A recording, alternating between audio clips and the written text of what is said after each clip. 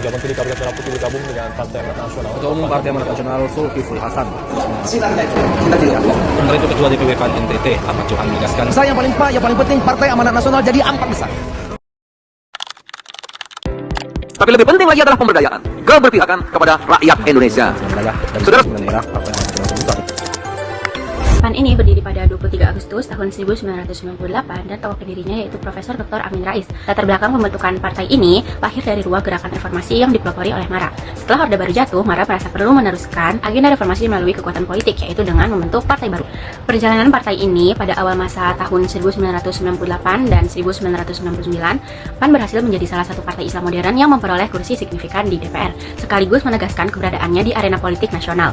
Lalu pada masa pemerintahan Gus Dur atau Abdurrahman Wahid dan Megawati, PAN ini sempat menjadi bagian dari koalisi pendukung presiden. Pada pemilu 2014 juga, PAN bergabung dalam koalisi oposisi yang awalnya menolak pemerintahan Joko Widodo, tetapi kemudian secara pragmatis bergerak menjalin aliansi dengan berbagai poros. Ideologi partai ini menegaskan diri sebagai partai yang berasaskan Pancasila dan demokrasi, sambil menjadikan agama sebagai landasan moral dan etika dalam berbangsa dan partai ini diketuai oleh Dr. Haji Zulkifli Hasan atau yang kerap dikenal sebagai Zulhas pada periode 2024 sampai 2029 mendatang. Dilanjut dengan struktur lainnya, PAN ini memiliki sekretaris jenderal yaitu Eko Hendro Purnomo atau yang kita kenal sebagai Eko Patrio. Wakil sekretaris jenderal ada Farah Putri Nahlia, dilanjut dengan bendahara umum yaitu Pangeran Khairul Saleh, dan wakilnya Okta Kumala Dewi. Selanjutnya ada basis massa dan juga daerah kekuatan. Jadi yang pertama itu basis pemilihan partai dan wilayah dominan. Jadi partai PAN itu memiliki basis kuat di kalangan muslim moderat, warga Muhammadiyah, aktivis reformasi dan juga pemilihan perkotaan. Partai ini juga cukup dominan di daerah dengan jaringan Muhammadiyah besar seperti wilayah Jawa, Sumatera dan juga kota-kota besar lainnya. Selanjutnya juga ada segmentasi pemilihan. Jadi pemilihan PAN itu terbagi dalam 3 kelompok utama. Yang pertama itu ada namanya muslim moderat yang religius tetapi terbuka.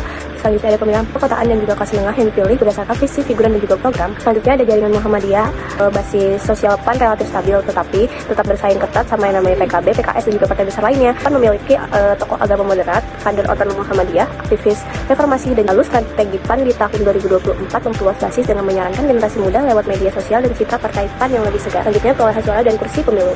Jadi di PAN itu hasil pemilu terakhir PAN lolos ke parlemen pada pemilu 2024. Perolehan suaranya itu ada 10.984.000 atau 7,24%. Di kursi DPR RI itu ada 48 kursi. Ini menunjukkan bahwa PAN masih cukup kuat dalam sistem multipartai Indonesia. Jumlah suara nasional PAN itu masih memiliki lolos ambang parlemen itu sebesar 4%. Tetapi eksis sebagai partai nasional. Kursi PAN meningkat dibandingkan pemilu sebelumnya karena ada konsolidasi elektoral. Di sistem proporsional, suara nasional mencerminkan kemampuan mengubah dukungan menjadi kursi, bukan hanya popularitas. Nah berikut ini ada yang namanya tabel jumlah kursi DPR partai PAN. Lalu ada strategi kampanye partai. PAN itu di media sosial itu bergeser ke digital, aktif di Instagram dan juga TikTok. Mereka membangun citra modern dengan pemuda-pemuda yang tanpa kegiatan kader juga tokoh. Lalu kampanye digital, PAN pakai politik branding dalam kampanye digital, membangun identitas yang mudah dikenali lewat logo, warna, tokoh populer, dan juga pesan konsisten.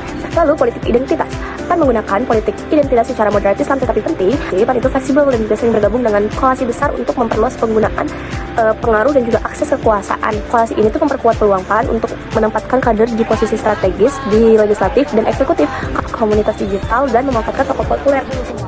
Mari kita lanjut ke analisis sistem kepartaian. Posisi PAN dalam sistem multipartai. PAN ini termasuk partai menengah di Indonesia yang memiliki basis pemilih itu dari Muhammadiyah dan Islam moderat. Nah, PAN ini mengusung citra nasionalis religius dan terbuka untuk semua golongan. Sifatnya fleksibel dalam koalisi pemerintah maupun oposisi. PAN memiliki kaderisasi melalui barisan muda PAN, lalu mengadakan sekolah politik dan pelatihan kepemimpinan kuatan. PAN ini citranya sebagai partai reformis sejak tahun 98. Lalu didukung tokoh nasional seperti Amin Rais dan juga Zulkifli Hasan. Di PAN, di sini itu mendukung kuota 30% perempuan, memiliki organisasi perempuan yaitu PUAN, pengaruh parliamentary threshold.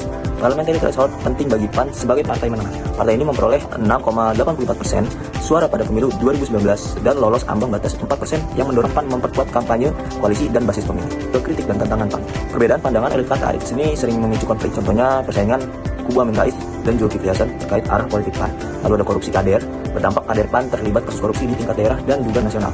PAN mendukung kuota perempuan nih, namun perempuan itu masih minim di posisi strategis partainya. Ini merupakan partai menengah yang berasaskan Pancasila dan demokrasi yang memiliki peran penting dalam sistem multipartai Indonesia sejak era reformasi. Prospek PAN ke depan itu bergantung pada kemampuan partai melakukan regenerasi kader. Lalu ada relevansi dalam demokrasi Indonesia. PAN ini masih relevan dalam demokrasi Indonesia karena menjadi salah satu saluran aspirasi politik masyarakat. Kehadiran partai ini juga memperkuat keberagaman partai dalam sistem demokrasi multipartai Indonesia. Sekian yang dapat kami jelaskan, kurang lebihnya mohon maaf. Assalamualaikum warahmatullahi wabarakatuh.